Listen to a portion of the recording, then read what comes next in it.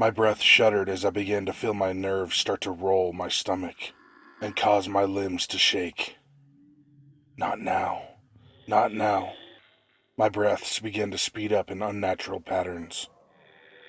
I started to pace, trying to focus on bringing my breath to a slow rhythm.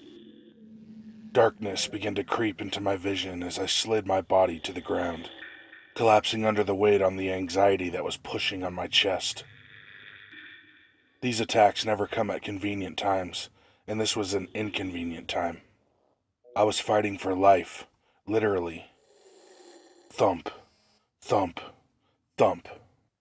Pieces of dust rained down from the ceiling above me. I coughed, trying to stand up, but my fuzzy head caused me to slide back down to the ground. In and out, in and out. I repeated this, trying to calm my breaths.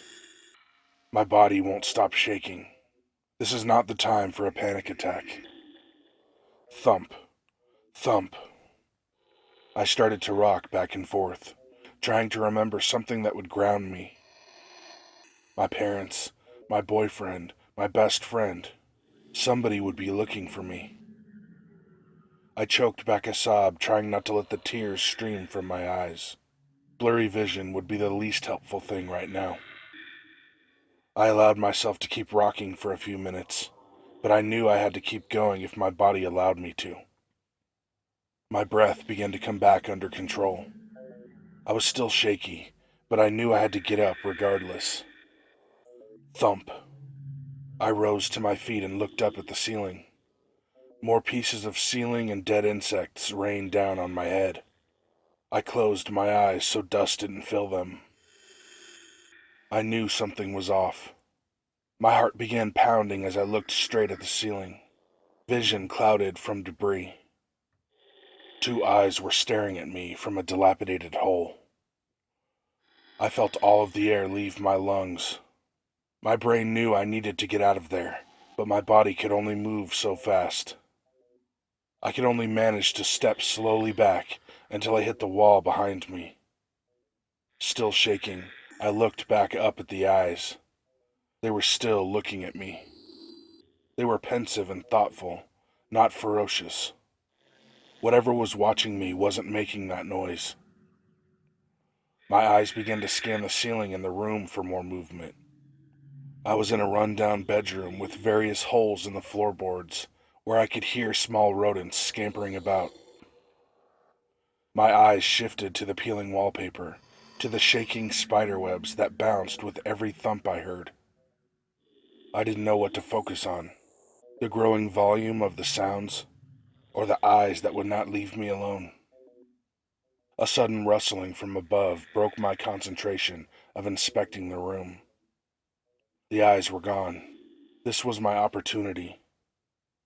I moved down the wall, blindly reaching for a door while keeping my eyes on the vacant hole in the ceiling. Thump. My heart rate began to immensely speed up again. I didn't have time to tiptoe around. I turned toward the walls of the room and found the door.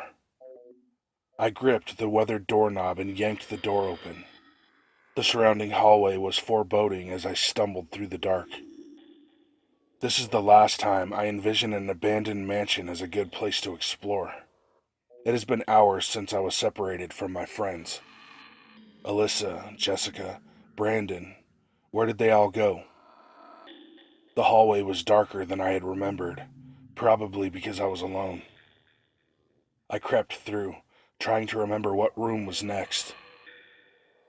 A door loosely swinging on its hinges seemed to laugh at me as it revealed a new location in the manor. Flickering fluorescent lights illuminated the scattering insects that were roaming over left-out food. What surprised me was the type of food that was left on the counters. There were wrappers of different candy bars, but there were also different types of perishables, like dairy and fruit, that had not spoiled yet. This place had been abandoned for years. How? The laughing door started to cackle at me in my predicament. I froze, knowing that the door would not have come to life on its own. I didn't have time to decide my next move when a long and hairy arm wrapped itself around my ankle. I screamed as I hit the floor hard, and it dragged me through the kitchen and back into the hall. My head began to bleed from the impact, and my vision became spotty. I watched the ceiling move by like clouds on a windy day. Hopefully, if I pass out, I'll wake up and it will all just be a dream. I expected us to go back to the bedroom, but instead we went right through the floorboards. My head was too fuzzy to panic. We were going deeper into the house. We finally stopped in a large room with vaulted ceilings. I wasn't sure if it was the likely concussion that was making me see things, or if I was truly seeing the horror that was before my eyes. The walls and floors seemed to be moving with me. I knew I was swaying, but that did not seem to explain how the room was moving. I was seated on the floor when the floor moved over me. Wait, it's moving on top of me. I strained my eyes. It wasn't the floor, but millions of insects swarming every inch of the room. I screamed again, but only a choked sob escaped me. I could feel them in my hair and underneath my clothes. Tears streamed out of my eyes, keeping the bugs from crawling in them. This was my worst fear come to life. My body began to shake hard from sobbing. I couldn't breathe.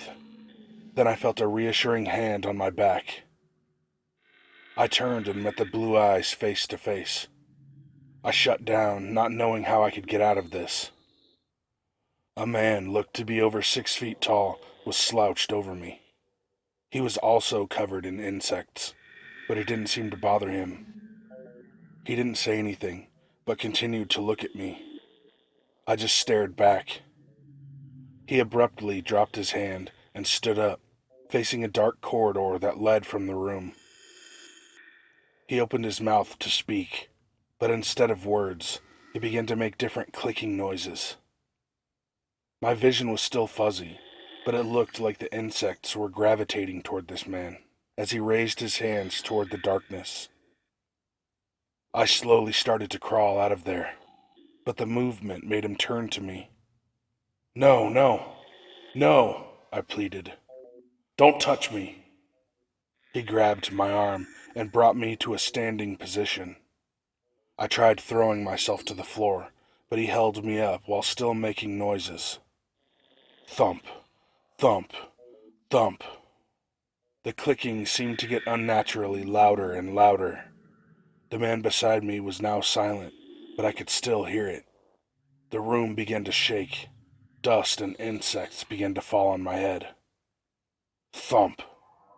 From the dark corridor, a tall creature emerged from the depths, making the same loud clicking noises. My eyes and mouth gaped open as I tried to make sense of what I was seeing. It had to be at least 8 feet tall with insect-like features. 2 antennae grew from its hard-shelled head. Many different pairs of compound eyes analyzed my weak form. It stood on 2 legs, but had 6 more stretching out from its body. The most terrifying part was the enormous stinger that was at the end of its abdomen. The man shoved me forward. I stumbled onto my knees, scratching them up even more. I raised my head and saw my reflection in the multitude of eyes. My face was streaked with dirt and bugs. My pathetic reflection was the last thing I saw. Then I felt that stinger plunge into my back. Maybe it will all feel like a dream.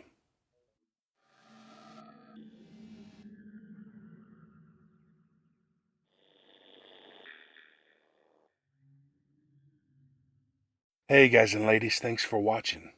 Links to all my shit are down in the description. Be good to animals, even people. Scout, Snema, Barksbus, Herish.